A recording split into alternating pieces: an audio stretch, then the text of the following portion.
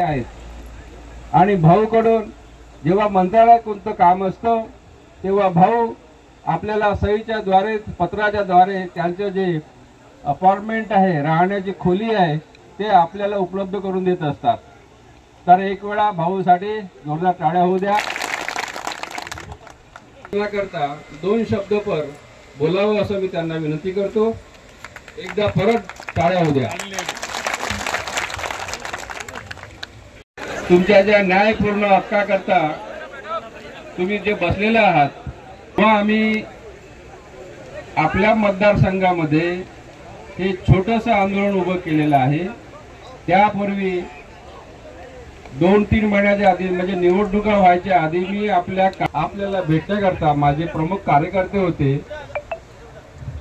5 मिनिटाचा वेळ झाला होता आणि त्या 5 मिनिटाच्या वेळामध्ये आपण निघून गेलात।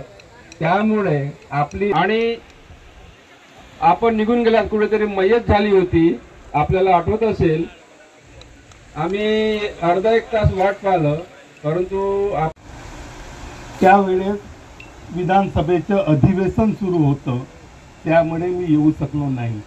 पण गुरुवारी ज्यावेळेस मी परत आलो, मी भेटीला येणार होतो, पण एक क्लिप व्हायरल जी झाली होती ती मला मिळाली आणि मी त्याच्यात बघितलं की काही लोक एवढ्या उग्रपणे सांगत होते की आमदार अदानीकडून पैसे घेते। बरोबर आहे, हे गलत बात नाही आहे, सोचने की बात आहे। 20 तारखेपासून चाललेलं साखळी उपोषण, 24 तारखेपासून चाललेलं आमरण उपोषण, काम बंद आंदोलन आज 9 दिवस झालेले आहेत आणि एक उपोषणकर्ता दवाखान्यामध्ये भरती केलेला आहे।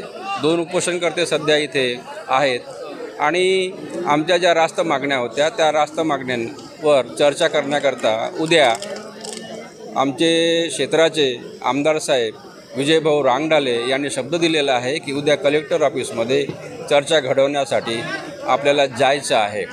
तर आम्हाला एकच एवढं म्हणणं आहे की ज्या रास्त मागण्या आहेत, महानिर्मितीप्रमाणे या कंत्राटी कामगारांना भत्ते आणि वेतन देण्यात यावं, 22 लाखाचा विमा देण्यात यावं, जो निवृत्त होतो त्याला 1 लाख रुपये देण्यात यावे आणि जे पुनर्वसन झालेले गावं आहेत त्या गावातील युवकांना 80% रोजगार प्राप्त व्हावा, अशा आमच्या 20 मागण्या आहेत आणि या 20 मागण्यावर चर्चा उद्या करण्यात येणार आहे।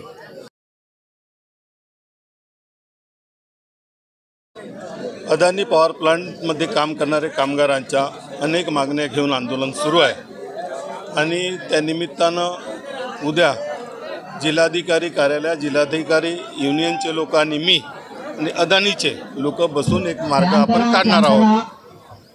कोणताही मार्ग हा संवादाने निघतो आहे आणि एक चांगला मार्ग काढून अदानी आणि कामगारामध्ये, तेही अदानीमध्येच काम करणारे लोक आहेत, त्यांनाही अदानीबद्दल प्रेम आहे आणि म्हणून आमच्या मध्यस्थीच्या माध्यमातून एक आम्ही उद्या मार्ग काढणार आहोत आणि त्यांचा संप मागे व्हावा, लोकांनाही काम मिळावं आणि महाराष्ट्रालाही वीज मिळावी, हा आमच्या सगळ्यांचा उद्देश आहे। पण त्यांची जी हक्काची लढाई आहे त्यामध्ये सुद्धा त्यांना त्यांचा हक्क मिळावा, त्याकरता मी प्रयत्न करणार आहे। ठीक आहे ना? क्या बोला?